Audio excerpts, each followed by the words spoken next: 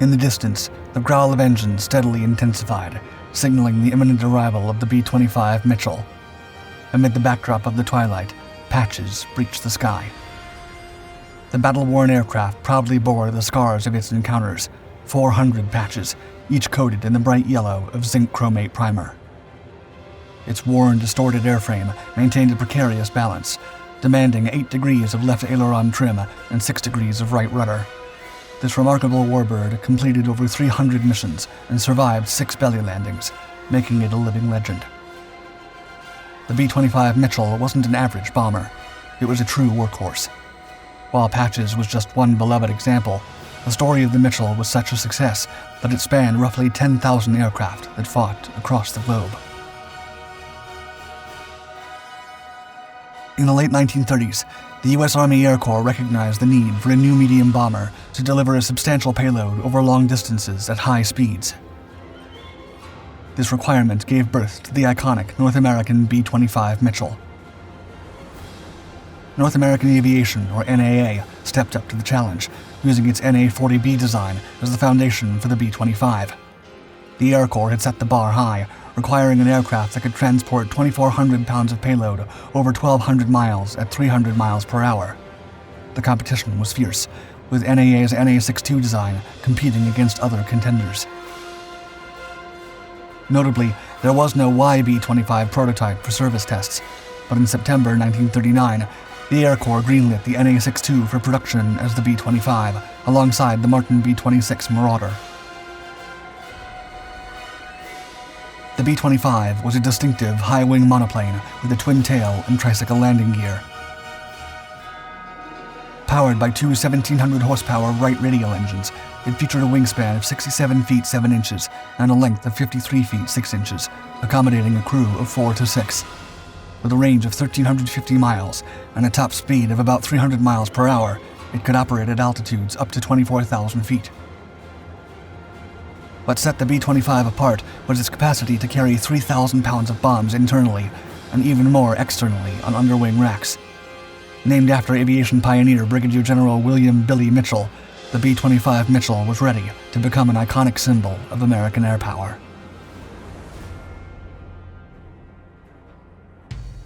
The B-25's journey began in August 1940 with its maiden flight. The U.S. Army Air Corps officially accepted the first 5 B-25s in February 1941. Early in its production, the aircraft faced stability issues due to its wing design. To tackle this, North American Aviation altered the wing's angle, giving birth to the iconic gull-wing shape. NAA continued to refine and develop the B-25, resulting in various series. The B-25A and B entered USAAF service, with the B-25B becoming operational in 1942. Combat requirements pushed for further advancements, leading to the B-25C and D series. The B-25's highly attuned characteristics made it a key player in World War II. Its production went up to almost 10,000 airframes built in numerous variants. This remarkable achievement earned the B-25 the title of the most produced American medium bomber and the third most produced American bomber overall. The most numerous variant, the J model, returned to its original role as a level bomber. But in the Pacific, field-modified J models with solid noses became effective low-level attackers, armed with up to 14 forward-firing heavy machine guns. North American Aviation's contribution to the war effort was immense, producing not only the B-25, but also other aircraft like the AT-6 Texan and the iconic P-51 Mustang, all of them in large numbers. This bomber was a true workhorse. It served in all theaters of war and left a lasting impression in the Mediterranean and Pacific regions. Its adaptability led to various modifications, with models like the G and H introducing heavier firepower, including a 75mm cannon and additional 50 caliber machine guns. As the war progressed, the need for a more potent anti-shipping aircraft became apparent. This led to the creation of the B-25G. The most striking feature of the G was its shortened nose, which housed two fixed 50 caliber machine guns and an astonishing 75mm M4 cannon, one of the largest weapons ever mounted in an aircraft. The cannon was placed behind the pilot and manually loaded by the navigator, who sat just behind the cockpit. When ready, the pilot could fire this massive gun with a button on the control wheel. Despite its firepower, the B-25G didn't find widespread adoption. The series included prototypes, pre-production models, modifications, and production versions, totaling 464 units. The final G-12 model removed the lower turret and incorporated various armaments. The B-25H took the concept of the gunship to the next level. Equipped with a 75mm M4 gun and an array of machine guns, it was a fearsome sight. Some B-25Hs replaced the 75mm gun due to its slow firing rate. These gunships were armed with an impressive 10 50-caliber machine guns, a 75mm cannon, rockets, and the ability to carry up to 3,000 pounds of bombs. The cockpit layout was also modified, eliminating the co-pilot station and moving the dorsal turret forward. In total, 405 B-25Gs and 1,000 B-25Hs were produced, with some serving in the U.S. Navy as PBJ-1Hs.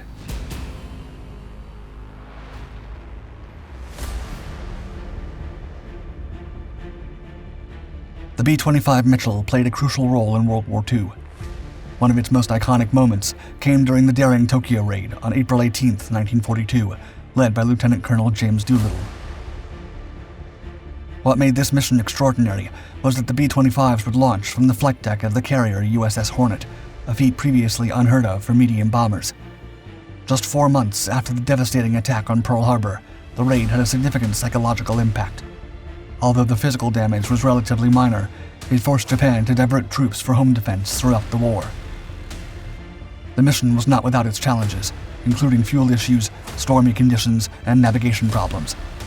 Despite these setbacks, the raid served as a morale booster to the Americans and showed that Japan was not invulnerable. However, one Mitchell bomber was arguably invulnerable. Crooked and hole-ridden, a B-25C from the 321st Bomb Group, lovingly nicknamed Patches, was undeniable proof that the type was die-hard.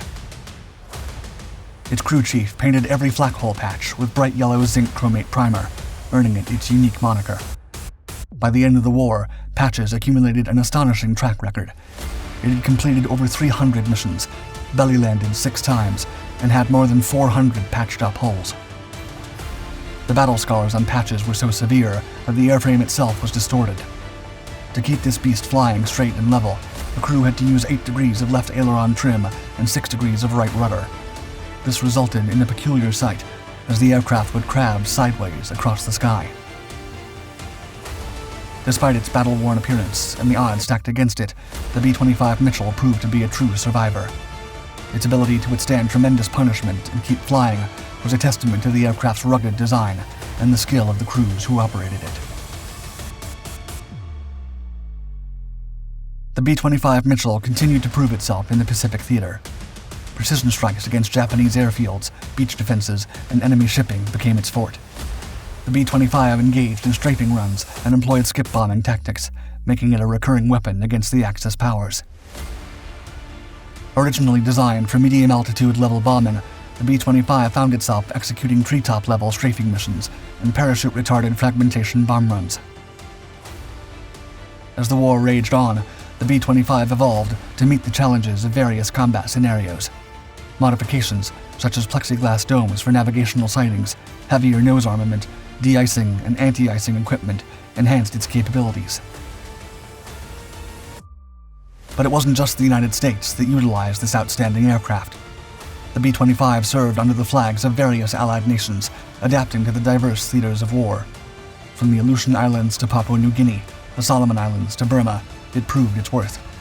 The B-25's adaptability extended to striking targets in Indochina, Formosa, and Kyushu, while its role in short-range raids and missions against Japanese-occupied islands solidified its position as a cornerstone of American air power.